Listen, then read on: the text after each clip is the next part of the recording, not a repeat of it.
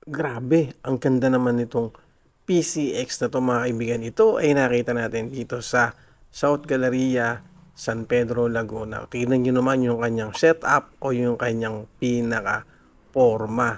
Ang lupit, ang ganda. At syempre tingnan mo naman naka-rim, tapos yung kanyang shock, ang ganda. Yung kanyang forma, yung kanyang disc brake, tingnan mo naman, kay ganda.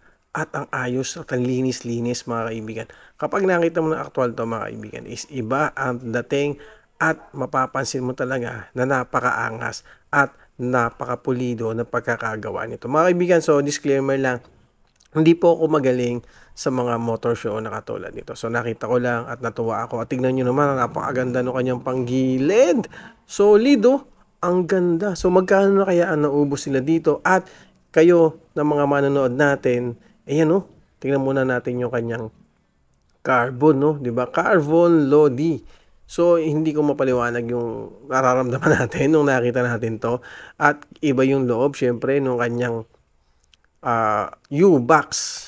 Iba pa rin yung kanyang U-box mga kaibigan. Tapos ito yung kanyang panel at yung kanyang syempre yung handlebar at tignan mo sa malayo kung gaano kaganda yung PCX na katulad nito. Puti pa, tamang-tama, katulad yan ng, or kakulay yan ng ating click naman na puti. Kasi iba talaga ang angas ng puti. Kayo mga kaibigan, ano sa tingin ninyo? Magkano na ba yung nagastos dito sa motor na to? Sa nakikita ninyo dyan sa mga setup na yan, or sa mga nilagay nila dyan ng mga accessories, mga tulad yan, mga muffler, syempre yung mga shock, tapos yung mga caliper niyan. Alam ko, marami sa inyo ang nakakaalam kung mga magkano na yung presyo ng caliper na yan. At sa tingin ko, malaki-laki na rin na naubos dito sa motor na to. Kasi nga, hindi mo naman basta-basta isasali sa show yan kung hindi ganun kalaki yung naubos. Pero, hindi naman lahat ng sumasali sa show ginagasusan ng pagkamahal-mahal yung kanilang mga motor.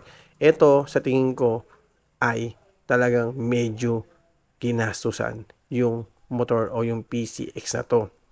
Sa tingin nyo mga kaibigan, nagagamit ka nito sa daily use or pang show lang talaga? Merong mga motor, totoo naman, na sinasali sa show pero ginagamit din nila na kanilang pang daily use o minsan ginagamit pamalengke, pantrabaho, ayan, di ba? Iba't iba kung saan nila ginagamit. Pero eto, tingin ko dalawa kasi sila. Yun, meron ding isang puti doon. Sa tingin ko, isa lang yung owner nito, yung dalawang klase ng PCX ito. Kasi halos isa lang yung pangalan na nakalagay sa kanya. Magkano na kaya naubos sa setup ng PCX na to. Siyempre, big shoutout sa owner nito doon sa sumali sa show. Dito lang yan sa Robinson Galleria sa San Pedro, Laguna. Ayan, maraming salamat po. Sinare ko lang yung nakita nating napakagandang motor na function. Dito lang yan sa San Pedro, Laguna, ang PCX. Thank you!